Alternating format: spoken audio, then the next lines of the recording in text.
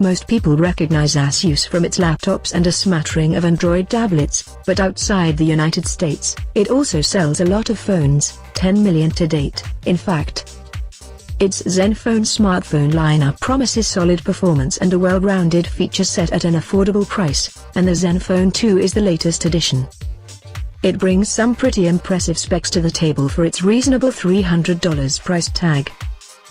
But alongside established budget favorites like the OnePlus One, does this dark horse contender bring enough features to warrant a second look? Powerful hardware inside of so-so design. At $300, you wouldn't expect an extraordinary design from the ZenFone 2, and Asus obliges with palatable mediocrity.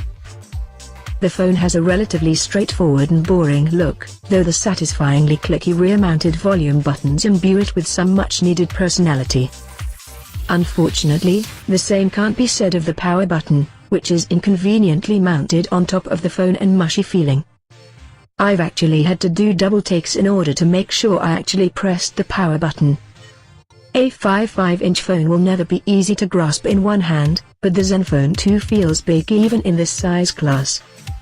If only Asus would trim the sides a bit, we could have something more along the lines of the LG G3 and its successor, the LG G4, in terms of ergonomics.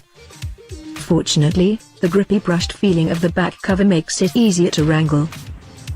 The display, a 1080p LCD, certainly impresses.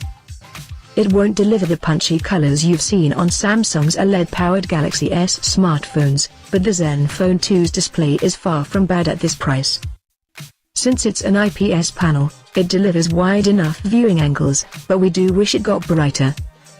Our review unit is powered by a quad-core 23 GHz Intel Atom Z3580 CPU and a PowerVRG 6430 GPU, along with a whopping 4 GB of RAM. Asus also makes a cheaper model $200 that cuts the RAM in half and lowers the clock speed to 18 GHz. We can't speak for that one, but the top-tier model has plenty more power. Going through menus, opening apps, and playing games is a breeze on the ZenFone 2. It gets quite warm under duress, but you won't need oven mitts to handle it. Software stumbles, but ever so slightly. Even though the ZenFone 2 runs Android 5.0 Lollipop, it does so with Asus ZenUI on top of it all. This interface favors simple colors and shadows, which looks good without completely breaking Google's material design guidelines. But that doesn't excuse the software bloat. The ZenFone 2 comes with basic utilities, such as flashlight, mirror, and setup wizard, that for some reason have their own apps.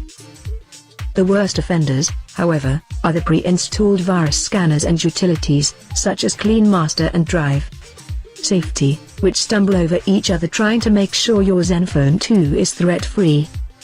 Thankfully, most of these can be uninstalled, and for those that can't, you can always disable them.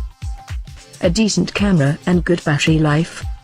One area where the ZenFone 2's $300 price tag really shows is in the camera, which includes none of the fancy optical image stabilization, laser focus, or phase detection you might come to expect on powerful Android smartphones.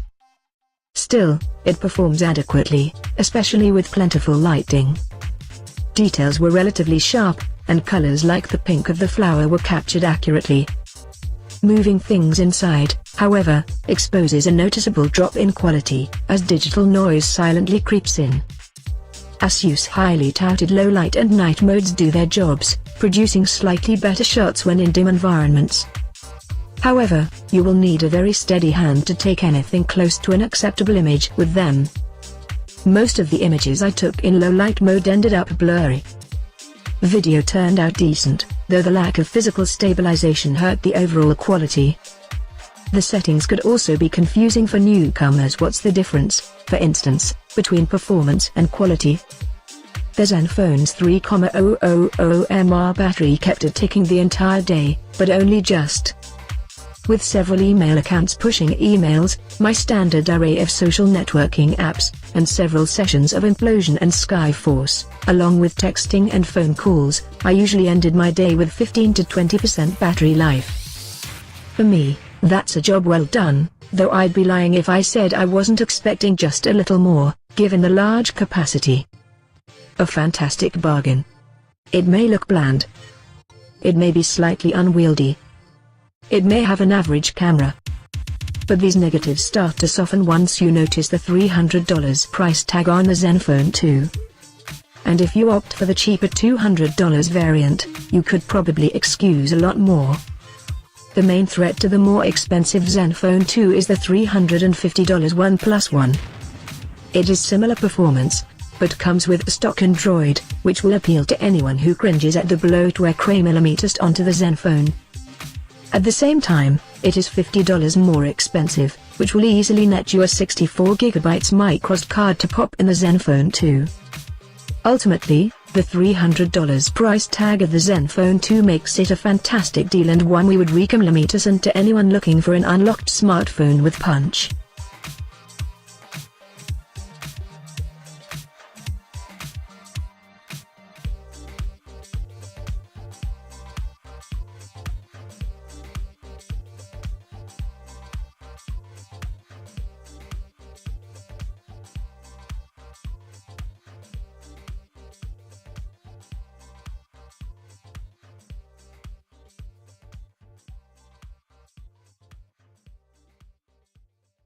I am Amy, the TechieTalk YouTube channel.